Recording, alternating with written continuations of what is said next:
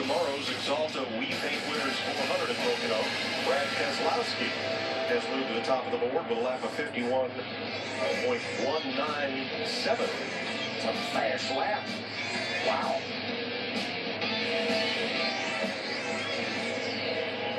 So there's Brad, his sixth lap. In other words, his last one was his quickest.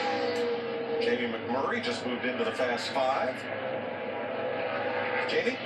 And just before he went to the top of the board, Brad Keselowski brought it in. They made a shock change, so that made a big difference for the two-car. And Brad's having a good weekend. I just talked to him before practice.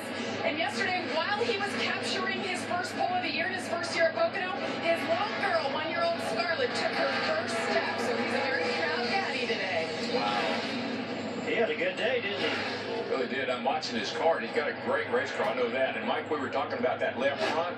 If you look at the front of these cars, that left front is tied down.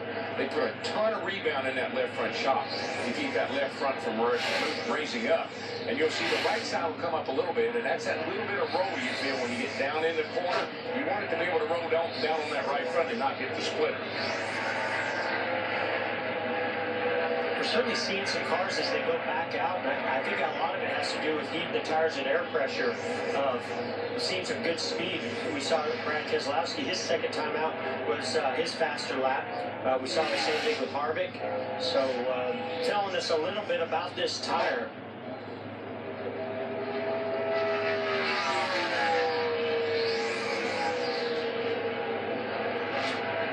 Well, every driver has now put a lap on the board, but Kyle Busch's lap was about 10 minutes because he didn't cross the start-finish line, and then he came back out trying to run another lap. So here's his third chance to finish his first lap. I'm in the motor a little bit, not much better. I'm still longer in it, stop turning, and then it gets off of it, and then it turns a little bit better. Then I'm in the right front, you feel hot from flipping it, and then decent off of one. This does not load up the right front, goes through turn 2 right, doesn't load up the right front, it doesn't feel like it has a little turn, it flips all the way through turn 3, or turn 2. Now, remember, he just got out of that Xfinity car, qualified on the front row with that car, and you run around here practically wide open in those cars.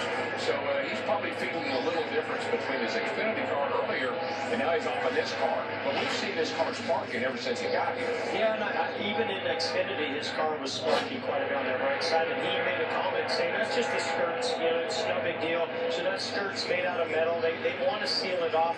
I don't think that it's really causing him a lot of time or speed or upsetting the race car. It sounds to me like it's more what's happening to the right front suspension, or if that right front spinner is hitting the racetrack.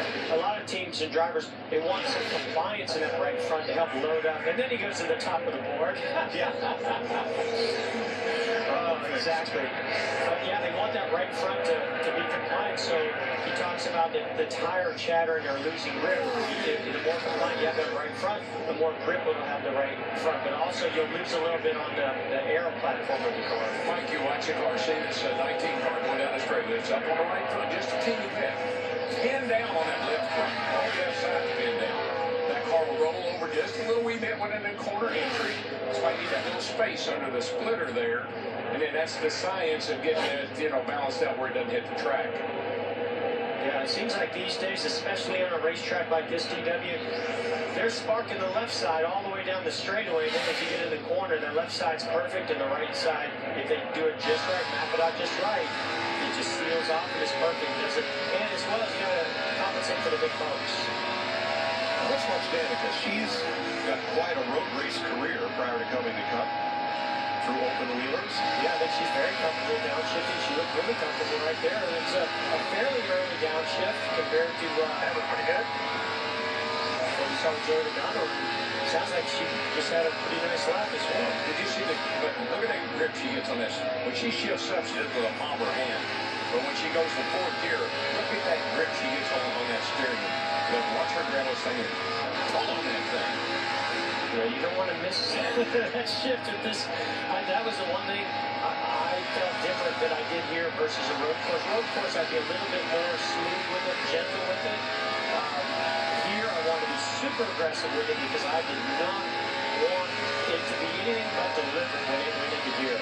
So let me ask you, because a lot of folks watching have standard shift cars still, do you run a pretty stiff detent spring so that you can't accidentally come over to that other gate and catch second or first gear? You do. Yeah, I always like that detent spring to really be pushing it over to third or fourth to make sure that if it's going to go, especially it's the second to third that's the big one, right? If you're going second to third, you want it to just naturally go into the gate, pop over, and go straight into third. You don't even want to have to think about it. Well, keep an eye on her teammate and team leader, Tony Stewart. Tony is going to have his best starting spot of the year tomorrow, and right now he's in the Fast Five in this practice.